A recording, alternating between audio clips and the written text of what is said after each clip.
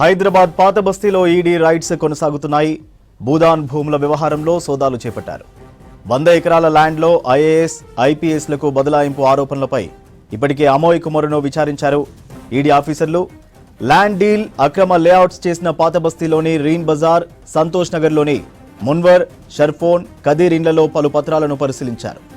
మరోవైపు విరాట్ నగర్లోని MA succour ఇంట్లోనూ సోదాలు జరుగుతున్నాయి. ఈడీ తనిఖీలతో పాత బస్తీలో పోలీసులు భారీ బందోబస్తు ఏర్పాటు చేశారు.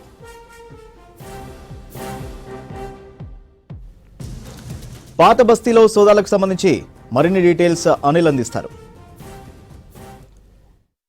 భూదాన్ భూముల వ్యవహారంలో ఈడీ సోదాలు ఉదయం నుంచి కూడా కొనసాగుతున్నాయి. ఇందులో భాగంగానే పాత బస్తీలోని సుకూర్, అదేవిధంగా సఫ్రాన్కి సంబంధించిన ఇళ్లలో అయితే ప్రజెంట్ సోదాలు అయితే కొనసాగుతున్నాయి. అదేవిధంగా బంజారాహిల్స్ సంబంధించి బంజారాహిల్స్లోని మునావర్ ఖాన్ ఇళ్లలో కూడా సోదాలు జరుగుతున్నాయి. అదేవిధంగా మీర్పేట్ దగ్గర ఉన్న సంతోష్ నగర్లో కూడా ఈడీ సోదాలు అయితే కొనసాగుతున్నాయి. అయితే ఈ భూదాన్ వ్యవహారానికి సంబంధించి గతంలో ఈ భూదాన్ భూములకు సంబంధించి అక్రమంగా వాటిని ఆక్రమించి అదేవిధంగా వాటిని ప్రైవేటీకరణ చేసి ప్రైవేటు వ్యక్తులకి ఈ భూముల్ని అమ్మినట్టుగా కూడా తెలుస్తుంది. ఇందులో భాగంగానే ఈడీ సోదాలు అయితే కొనసాగుతున్నాయి. ముఖ్యంగా చూసుకుంటే ఈ భూదాన్ ల్యాండ్ వ్యవహారం విషయంలో ఈ ఏదైతే భూదాన్ ల్యాండ్ ఉందో ఇది ప్రభుత్వానికి సంబంధించింది. అదేవిధంగా ఈ ప్రభుత్వ భూములు కూడా కొనడానికి లేదు, అమ్మడానికి కూడా లేదు. ఎప్పుడైనా కానీ ప్రజలకి ఉపయోగపడే విధంగా, అదేవిధంగా ప్రభుత్వ సంబంధించి ఉపయోగపడే విధంగా ఈ భూములు అనేవి యూజ్ చేస్తూ ఉంటారు, ఉపయోగిస్తూ ఉంటారు. కానీ ప్రజెంట్ అయితే ఈ భూములకు సంబంధించి గతంలో ఈ భూదాన్ భూముల్ని ప్రైవేటీకరణ చేసి అంటే ఆర్డినెన్స్ తీసుకొని కలెక్టర్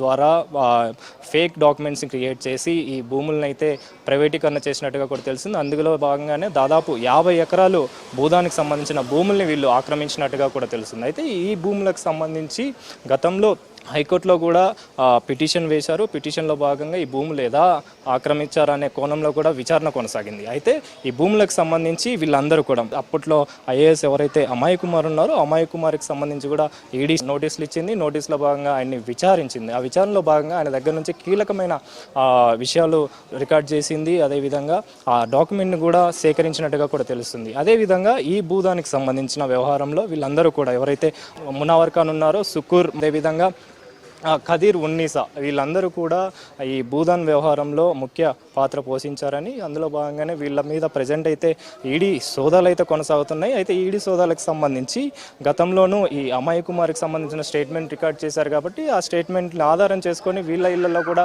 ప్రజెంట్ ఈడీ సోదాలు అయితే కొనసాగుతున్నాయి. అంటే ఇటు మీర్పేట్, సంతోష్ నగర్లోను, అదేవిధంగా పాత బస్తీ ఆకత్పురాలోను, అదేవిధంగా బంజారాహిల్స్లోను వీళ్ళందరి ఇళ్లలో కూడా ప్రజెంట్ ఈడీ సోదాలు అయితే కొనసాగుతున్నాయి. అయితే ఉదయం నుంచి కూడా కొనసాగుతున్నాయి కాబట్టి ఎప్పటి వరకు కొనసాగుతున్నాయి అనేది తెలియాల్సిన విషయం ఉంది. అదేవిధంగా ఈ ఈడీ సోదాలకు సంబంధించి భూదాన్ భూములు ముఖ్యంగా ప్రభుత్వానికి సంబంధించిన వ్యవహారం కాబట్టి ఆ భూములన్నీ కూడా ప్రజల కోసమే కావచ్చు లేదా ప్రభుత్వ అవసరాల కోసం కావచ్చు, వీటన్నింటినీ యూజ్ చేస్తూ ఉంటారు. కానీ వీళ్ళు ఎలా ఈ భూముల్ని ప్రైవేటీకరణ చేశారు, ప్రైవేట్ వ్యక్తులకి అమ్మారు అనే విషయంలో ప్లాట్ల రూపంలో అమ్మిన విషయం తెలిసిందే. సో ఈ ప్లాట్ల రూపంలోనూ అదేవిధంగా ఈ ప్లాట్లు కూడా మొత్తం ఐఏఎస్ అధికారులకి, ఐపీఎస్ అధికారులు కూడా ఇందులో ఈ భూముల్లో ఇన్వాల్వ్ అయ్యి భూమి కొన్న విషయం మనకు తెలిసిందే. సో వీటన్నింటిని కూడా అసలు వీళ్ళు ఎలా కొన్నారు, వీళ్ళు ఏ విధంగా అమ్మారు అనే కోణంలో ప్రజెంట్ అయితే ఈడీ సోదాలు కొనసాగుతున్నాయి.